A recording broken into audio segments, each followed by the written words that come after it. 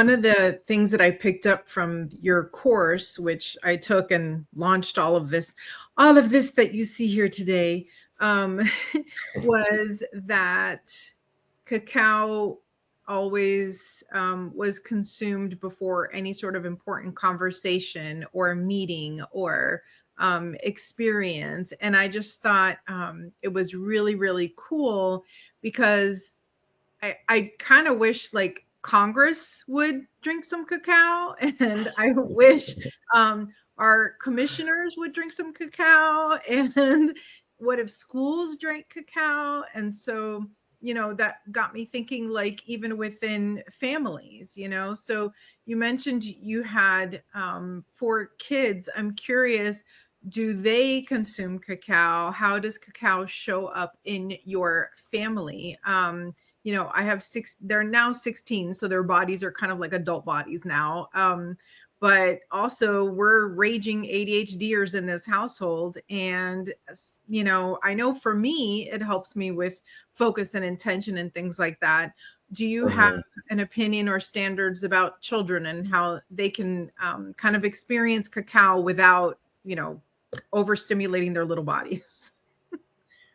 Yeah, it's really just about dose. It's totally safe for kids. I mean, my kids range from 3 to 13 at this point, and as young as 1, 2, 3, I'll let them have a sip or a little cup, or I just moderate the dose, based on body size, essentially, so that they don't get too much, but they get to have some. And sometimes at home we'll all drink together. Sometimes, it's just my wife and I, but it's totally safe for kids. It's fun to do a little mini ceremony together, just as a family ritual practice. I've got a friend locally who runs a kids camp, and he actually started incorporating cacao ceremonies into the camp because he just wanted to bring that plant medicine piece in. And he said it's been really, really awesome. The parents will ask about it. Um, and it's kind of a way to open that door into plant medicine where we're imbibing something, but it's accessible, safe, etc. That's awesome. I could just see it now, cacaoforkids.com. I love it. Yeah, yeah, yeah. Yeah.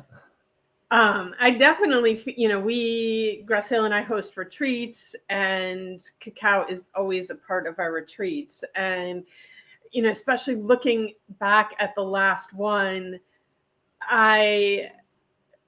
there was so much transformation happening at that retreat. And I know it would not have even remotely been the same if we had not had cacao as part of that retreat. And, I think sometimes too, because people are like, oh, it's not a psychedelic like psilocybin or ayahuasca or any of those medicines. But I just, want to put it out there that doesn't make it any less impactful. And um, it's, I think both Graciela and I will say it's transformed our lives, and we've witnessed the transformation of so many other lives by people joining in and sharing cacao and allowing it to open their hearts. And so we definitely want to thank you for bringing this beautiful gift to all of us.